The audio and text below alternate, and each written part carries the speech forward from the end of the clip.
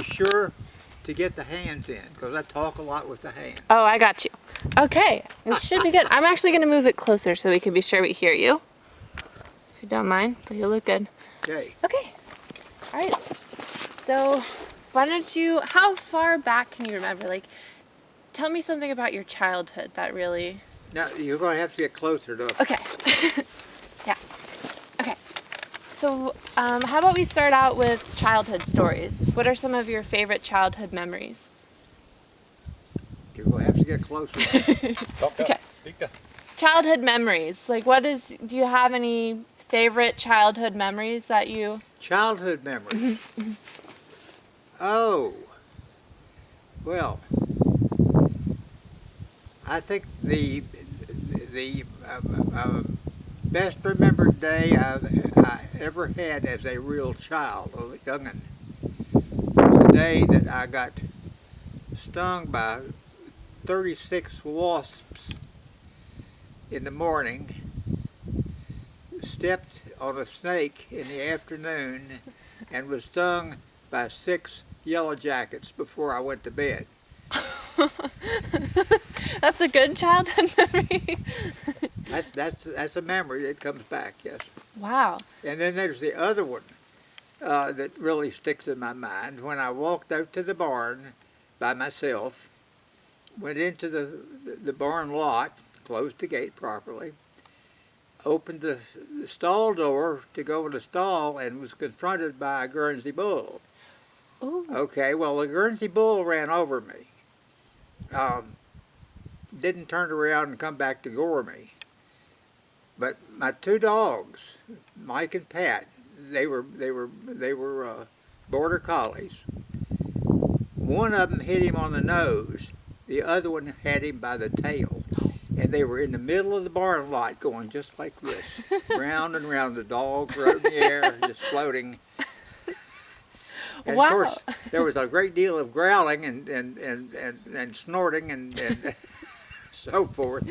And I stood in the stall door and looked at this, and I thought, wow, you know. And about that time, my mother came out there, ran in and grabbed me and threw me under the fence. And ran the bull back in the house anyway, in the barn. But that was a memory. Yes, that definitely was. I went many places with my grandfather and learned a lot from him, talking to other men, which is interesting. But memories like that, let's see, I'm sure there's 2 or 3 other wild ones I can tell you. It was, growing up in the country was wonderful. And of course, this was between the ages of 3 and 7. And before I started in grade school, we had to move to town for me to go to school. I couldn't get to school from where I was because of the road situation in the wintertime. We were located in such a manner that if we had blown out 2 bridges and blown 2 passes shut, we could have raised our own flag. Okay? I didn't grow up on a large acreage. I grew up on 31.5 square miles. Wow. Now you talk about something that'll ruin you. That'll truly ruin you as a child. And we had our own fire tower, which was I'll have to tell you a story about that, although that goes over the age limit. While I was working at Mineral Resources, one of my best buddies, Bill Henniker, came in, and he said, "Gathright, you drunken old fool, I can't believe you did that." And I said, "What are you talking about?" And he said, "I ran into a fire tower down north of Martinsville on a mountain down there, and it had Thomas M. Gathright, Hot Springs, Virginia, written on every piece of it."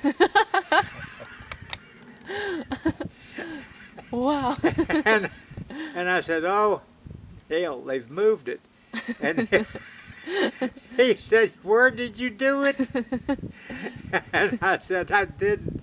It was mailed to my grandfather on a flat car from Kansas in 1935, I think. I think it was 1935, and they had made sure that all of it was going to get to him. So it was all stenciled with T.M. Gathright, Hot Springs, Virginia. And every piece of iron on it. And anyway, we used to climb up in that. We could see all over the place with it. But you could see, I think something like another half dozen fire towers, Wow. which were quite common in the 30s and the 40s and afterwards, because the concept in forestry was let it burn normally. You know, they were not doing prescribed burns yet at that time, but they had learned that if you just kept the fire out and kept it out, the fire intensity was such that it killed adult trees, Oh, that's not good. which was very bad. Yeah. You know, it would burn the bark off of them. Oof, that's not good. So anyway, that was the fire tower story. Wow, that's a good one. Do you remember when you first started to learn about photography? Photography. Yes, I was in prep school. My mother was very interested in photography, and Jim Rutherford, who was a friend of the family, and that my mother had gone with him a lot, was a good photographer, and I saw some of his prints at the lodge before I ever went to prep school. But I got a camera, an Argus C3, and these cameras started an awful lot of people because they had a rangefinder on them that works pretty good, and they were 35 millimeter, and if you were lucky enough to have a decent enlarger, you could make pretty good prints with them. But they were not Leicas. They were not Canons. Anyway, I got that for Christmas, 1946. Yes, 1946, and so I started taking pictures and having them developed in Lynchburg. And the people in Lynchburg really didn't know what they were doing at that time. It was pretty bad, and it was pretty bad stuff I gave them too, I'm sure. But that's when I got interested, and I wanted to shoot sports. So I shot sports at prep school all the way to. I had a bunch of sports pictures. I used to give them all away, but I won contests with Kodak. Cool. Which got me even more interested. And then I was taking pictures at home, that some of which were good enough to get honorable mention things from Kodak. Nice. This was all for high school kids, you know. Yeah. So I got very interested technically to it, and the interest was such that in 1950. I went off to Rochester Institute of Technology, which is at that time, and probably it may still be, I don't know, one of the best photo schools in the country. Anyway, it was they really got into you technically there, and about at Christmas time, I went home on vacation, and I had a bunch of new photographs to show the folks, you know. I was having fun doing it. Had a girlfriend even. And there was a good friend of my grandfather called him up, and he said, "You know, your grandson is coming up in the draft." This was Korean War. Yeah. It had been going a few months at that point. And I said, well, I'd been in school long enough to know the Navy, which was my favorite service, has got a very good photography school in Pensacola. Hmm. So there we went. My grandfather, who knew everybody and was kin to most of them, called up Colonel Thompson, and who was the head of the state police, and he said, "My son's coming to Richmond. Would you meet him and escort him to the Naval Recruitment Center?" So Colonel Thompson met me, Oh, head of the state police, big, important person. yeah. But we're kin to him. Mhm. He was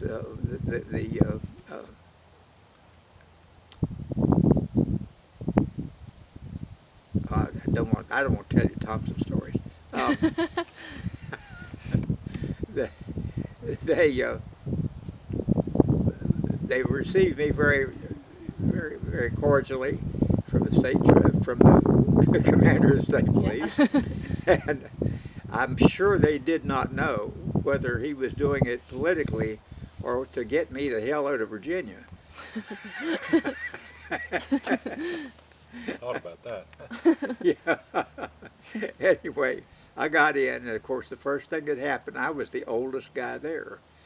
So, and I was the only one that had any college at all. And I mean, I had months of college, 3 maybe, something like that. It's a little bit. So they put me in charge of the 27 people being enlisted at the same time to go to Great Lakes Training Center. So we got up there, and it worked very nicely. They fed us when we were supposed to be fed. That's good. We played penny ante poker all the way up there, and I ended up with a quart jar full of pennies. Oh, wow. And I said, as I went into the enlistment center there, the training center, I said to myself, "You have played your last poker game, because you start playing with the guys up here, you're going to be in trouble." Probably so. Yeah, right. Anyway, that's now what did you ask me? Not just about photography. Or you could talk Oh. about, wasn't there something about dynamite and a roommate at college? Of what? Dynamite? Oh, now I wasn't there when this happened. Oh. This was 1940, I think 48. Guys coming back from War II, Mhm. been through hell backwards. Mm-hmm. And they didn't want to fool with the damn school that you had to wear uniforms and go out and march in parades. I can imagine. And they complained and complained and complained, and they started setting off sticks of dynamite on the water tower in the middle of the night, and that got people excited. And this was before girls. You know, Mhm. we didn't have any ladies on campus, and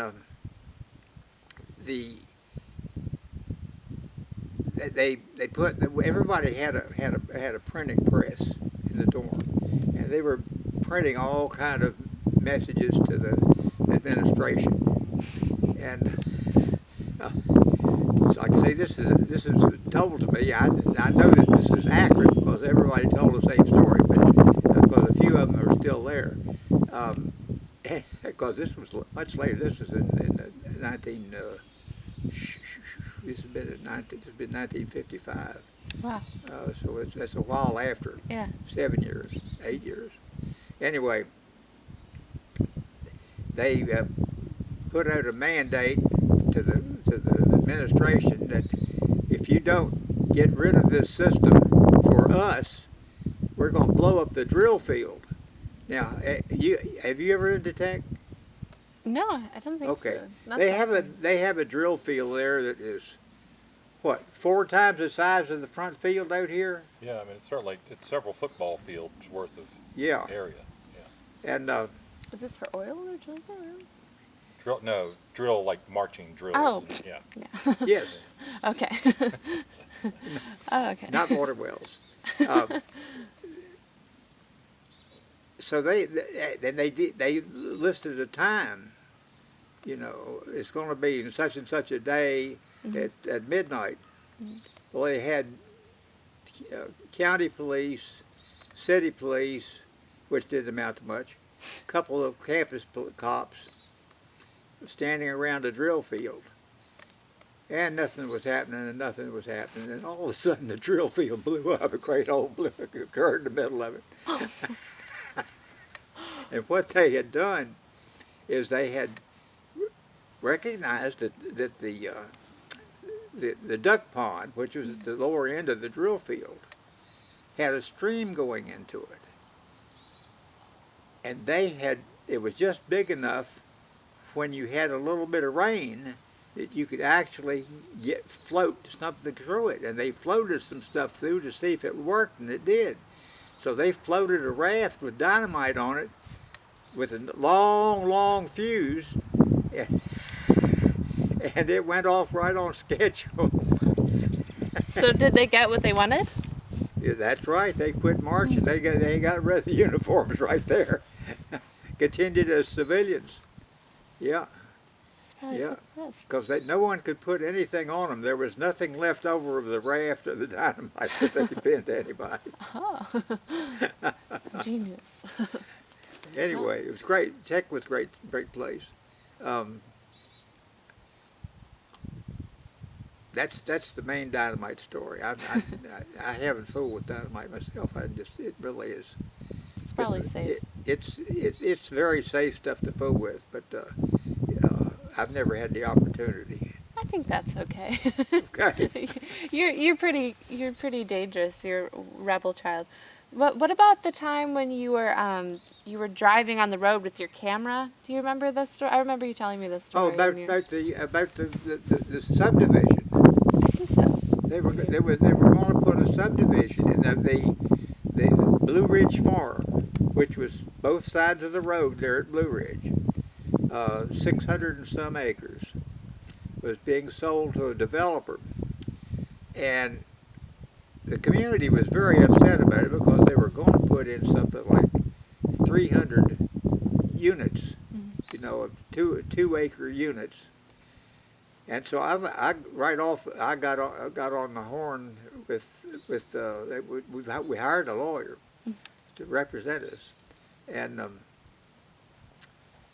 to talk about the groundwater condition, because they didn't have, with a situation where they were putting that many homes with